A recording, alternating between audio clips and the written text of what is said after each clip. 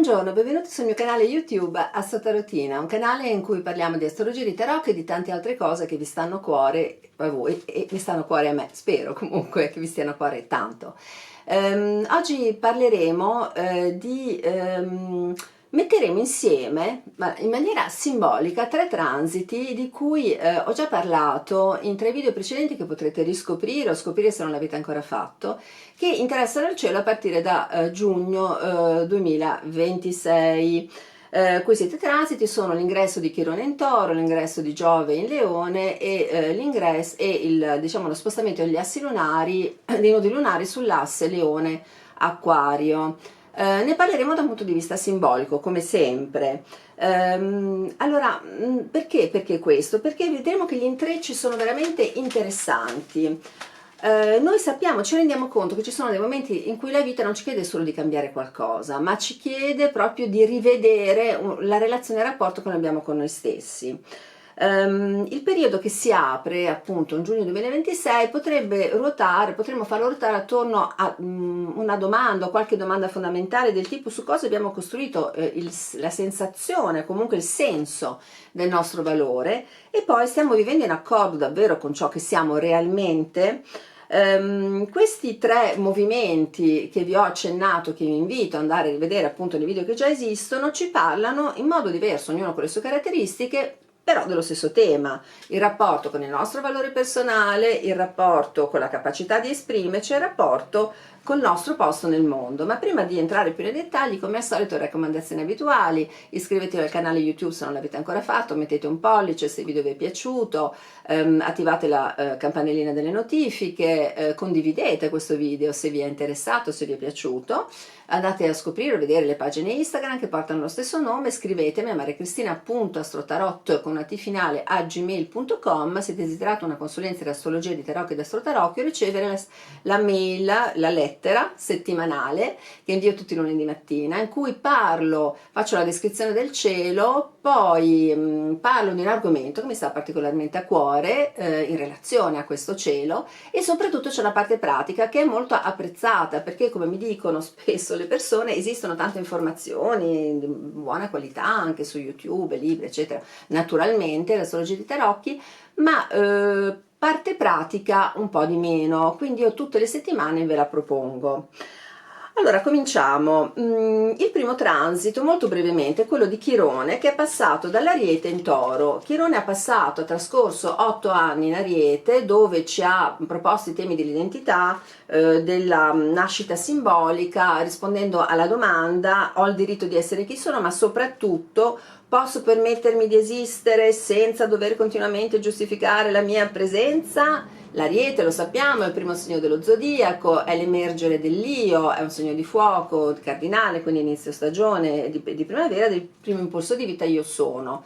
Quando Chirone passa dall'Ariete in Toro, la domanda: ho il diritto di essere chi sono, diventa: ma adesso come abito questa esistenza, come incarno nel corpo ciò che io davvero sono? È perché il Toro, lui ci parla chiaramente di incarnazione, ci parla di corpo, ci parla di sensi, ci parla di materia, di rapporto con la natura, di nutrimento, ci parla di stabilità, ma soprattutto ci parla, direi, di una forma di conoscenza molto antica, che è la conoscenza che non passa prima dalla mente ma dal corpo. Cioè il corpo in genere sa prima che la mente comprenda, sa quando qualcosa ci nutre o meno, quando qualcosa ci permette di essere in connessione con noi stessi o meno, quando un ambiente ci sostiene o meno, quando un ambiente ci separa da noi stessi o meno. È quello che possiamo definire la conoscenza del Toro, un barometro interno che ci orienta verso ciò che è veramente in armonia con la nostra natura.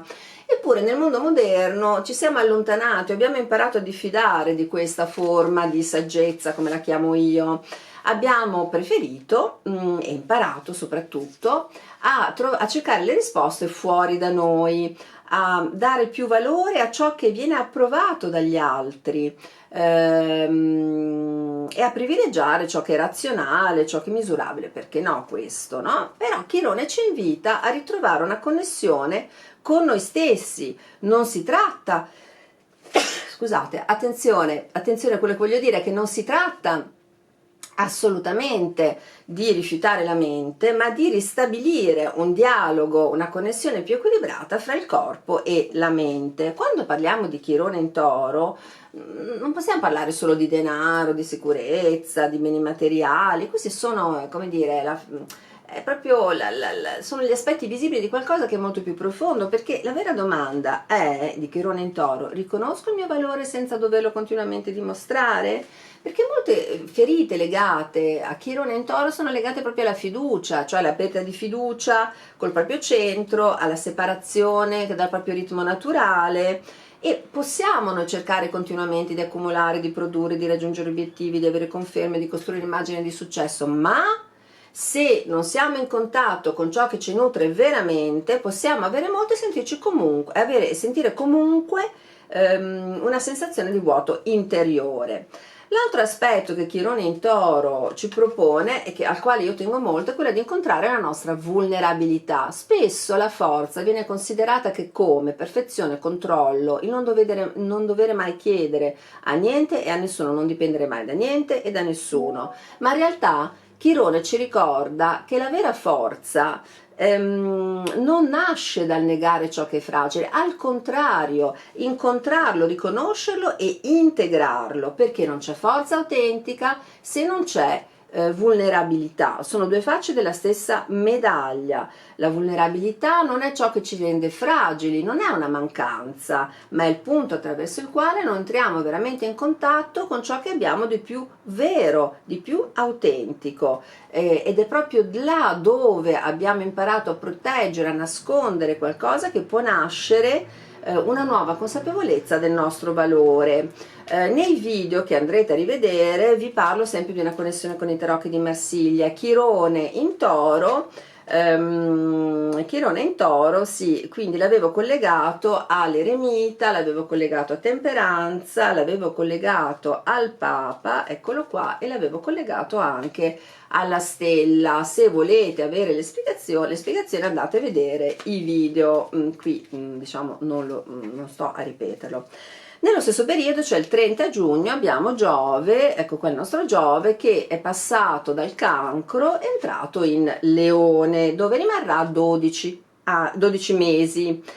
Allora, se Chirone in Toro ci parla, ci dice riconosci il tuo valore da solo, cioè riconosciamo il nostro valore, ritorniamo in contatto con il nostro corpo, con la nostra esperienza, con ciò che sentiamo, con i nostri valori, con la nostra stabilità. Giove in Leone poi che cosa ci dice? Beh, esprime questo valore, cioè la tua unicità nel mondo, perché Giove in Leone non è solo desiderio di essere visti, ma è la fiducia necessaria per esprimere al mondo ciò che abbiamo di unico, attraverso che cosa? Il cuore, la creatività, il desiderio di manifestare ciò che siamo, il coraggio di dire: questa è la mia voce, questo è ciò che ho da offrire. Sappiamo anche però che Giove amplifica tutto quello che tocca, quindi potremmo anche avere bisogno di mostrarci per avere un riconoscimento dall'esterno. Allora la domanda di questo transito diventa: voglio essere visto perché sto esprimendo qualcosa di autentico o perché ho bisogno che gli altri confermino il mio valore? E qui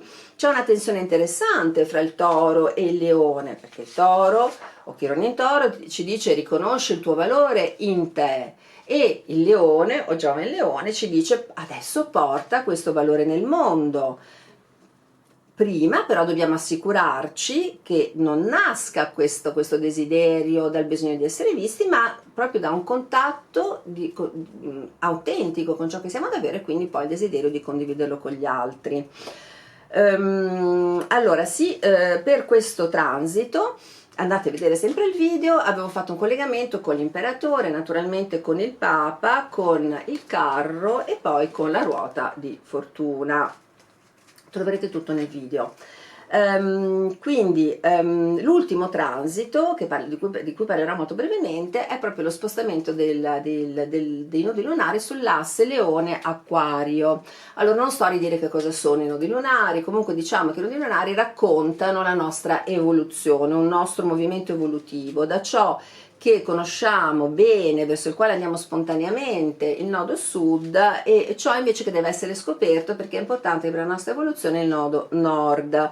Ora questo spostamento di assi porta il nodo sud, cioè il territorio, se volete, che conosciamo bene, in Leone, eccolo qua, quindi legato al bisogno di esprimersi, al fatto di essere riconosciuti, di sentire che la propria presenza ha un valore attraverso il cuore, attraverso la creatività, ma anche naturalmente la ricerca continua di attenzione, di approvazione, di conferme esterne. Mentre il nodo nord, che transita quindi per 18 mesi in Acquario, ci porterà proprio ad andare oltre il nostro centro individuale, il nostro ego. Questo non vuol dire rinunciare alla nostra unicità, assolutamente no, ma inserirla in un contesto più ampio, cioè la nostra unicità è necessaria in un contesto di condivisione collettivo, di collaborazione, per aprire nuove prospettive per una visione appunto più ampia. Quindi il passaggio evolutivo in questo caso va dal ho bisogno che il mondo confermi la mia luce, nodo sud in Leone, a come posso mettere la mia luce in relazione con il mondo, come posso contribuire attraverso ciò che sono per metterla al servizio di qualcosa più grande, qualcosa di più grande, nodo nord, quindi in Acquario, attraverso la mia unicità naturalmente. Ecco, per questo transito avevo proposto, andate sempre a vedere il video, nodo sud la forza, nodo nord la stella.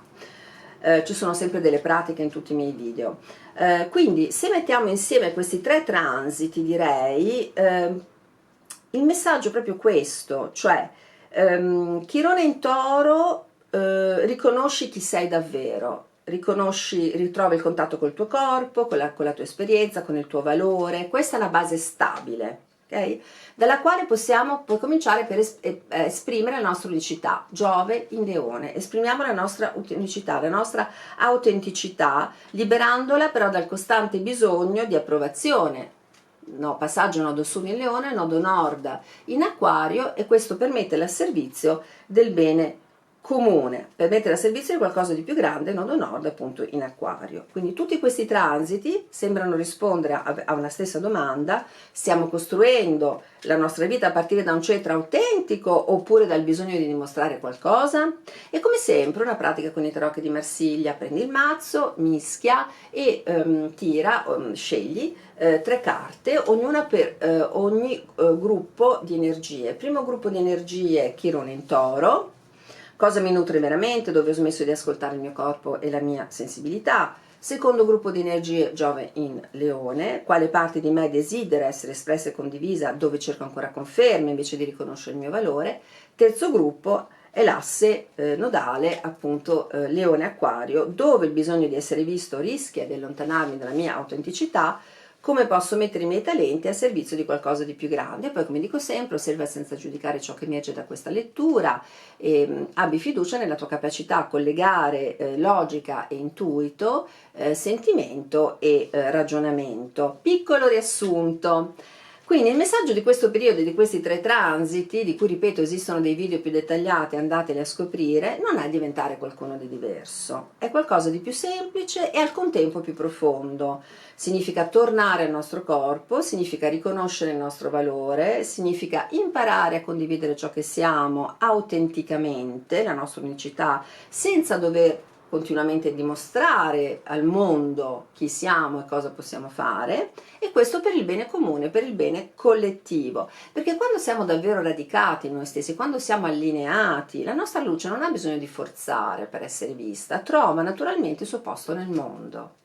E raccomandazioni abituali finali, pollice, campanellina delle notifiche, abbonatevi a YouTube se non l'avete ancora fatto, andate a scoprire le pagine Instagram, scrivetemi a mariacristina.astrotarot@gmail.com se desiderate una consulenza di astrologia, di tarocchi, di astrotarocchi, e ricevere la lettera settimanale che invio tutti i lunedì.